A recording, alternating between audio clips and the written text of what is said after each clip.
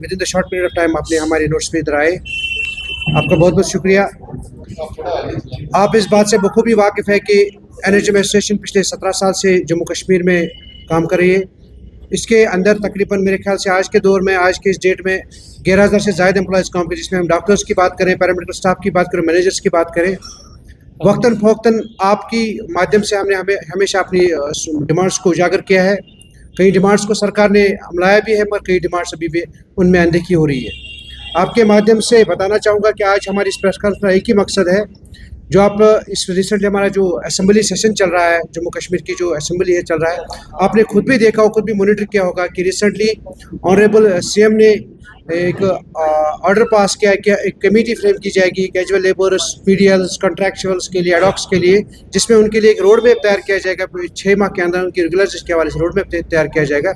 उस ज़िम्मन में हम ऑनरेबल सीएम से इस बात की उम्मीद रखते हैं कि जो उन्होंने वो ऑर्डर निकाला है, उन्होंने जो आश्वासन दिया है on the floor of house Jammu Kashmir, जिसको मंदिर कहा जाता है, वहाँ पे उन्होंने कहा कि हम एक रोड में विद इन 6 मंथ्स तैयार करेंगे।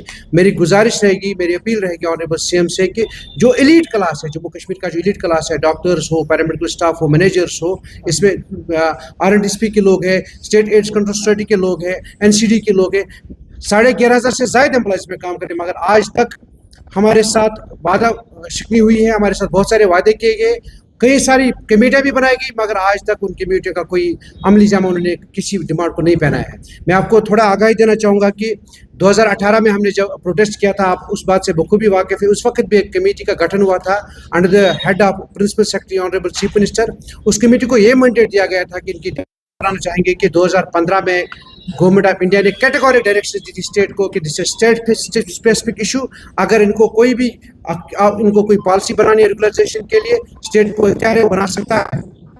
उसके बाद उस वक्त के जो सेक्रेटरी हालत थे, उन्होंने भी एक प्रपोजल बनाया था रेगुलराइजेशन के लिए, मगर 9 साल होने को आए, उसका भी कुछ पता नहीं। मैं मिनिस्टर साहबा को ये बात भी इससे भी आगाही देना चाहूँगा कि फंड्स उस वक्त भी सरकार ने हमें वादा किया, भारतीय सरकार ने, कि जो हमारा जो बजट है वो आपको कंटिन्यू मिलता जाएगा, मगर अगर आप चाहोगे आप इनके लिए पॉलिसी बना सकते हो। मगर अब पता नहीं सर, मैडम को शायद पूरी इस डिपार्टमेंट में पूरी जानकारी, इस फाइल की पूरी जानकारी, मैं उनसे गुजारिश करूँगा कि जो हमारी फाइल आपके डिपार्टमेंट में, उसको एक्सप्लोर कीजिए, उसको खोलिए, उसको पढ़िए, उसको जाँचिए और उसके बाद हमारे मसाइल को देखिए, ताकि इन मसाइल का हल किया जाए। साथ ही साथ हमारे कुछ एम्प्लॉयज़, आज तक मेरे ख्याल से इस सर्विस से 4 एम्प्लॉयज़ हमारे सबकदोश हो चुके हैं, अपने खाली हाथ आए थे डिपार्टमेंट और खाली हाथ लेके गए। हमने उसका भी मुतालबा रखा है कि जो आप एक रिटायरमेंट पॉलिसी बनाइए। हमारा एक कॉर्पस फंड होता है जो हम मुलाजमी काटते हैं, अपने सैलरी में से काटते हैं मिनिमम अमाउंट, उसी से एक रिटायरमेंट बेनिफिट के लिए एक पॉलिसी बनाइए, ताकि जो बंदा रिटायर हो जाए उसको ऑन द रिटायरमेंट कुछ पैसा मिल जाए। दूसरी बात, आपको इससे भी आगाही देना चाहूँगा कि सैलरी रिविजन 2010 में हुआ है हमारा, उसके बाद आज तक कोई सैलरी, ऑनरेबल मिनिस्टर कल ऑन द फ्लोर ऑफ ये भी कहा कि इनको सैलरी हाइक हुई। हाइक और रिविजन ये दो एक अलग अलग चीज़ है।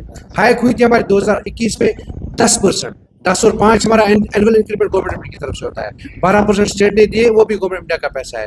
अब मिनिस्टर साहबा को ये भी याद दिलाना चाहूँगा कि पे रिविजन 2010 में हुआ था। अगर वाकई आप हेल्थ डिपार्टमेंट को ऊंचाई में देखना चाहते हो, इन मुलाजमों की मजदूरियत को ख़त्म करना चाहते हो, जब तक आप पॉलिसी इसकी फ्रेम करते हो, तब तक इक्वल पे इक्वल वर्क 2010 के पैटर्न पे पे रिविजन लेके सामने आए, ताकि हमारे जो बच्चे हैं, हमारे जो घर वाले हैं, वो आने वाले वक्त में कोई सफ़र ना करें। हम खुद भी परेशान हो चुके। आज मुतबरक महीना चल रहा है, माह रमज़ान का मुतबरक महीना है, हम पिछले 3 महीनों से सैलरी से महरूम हैं।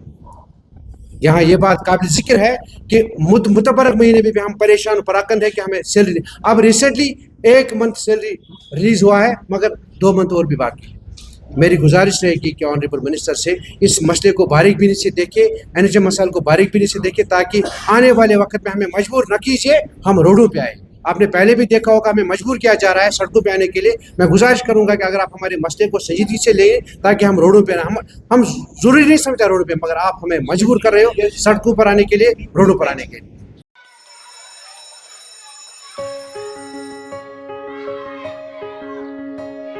Schools play a critical role in molding a child into a responsible and progressive global citizen.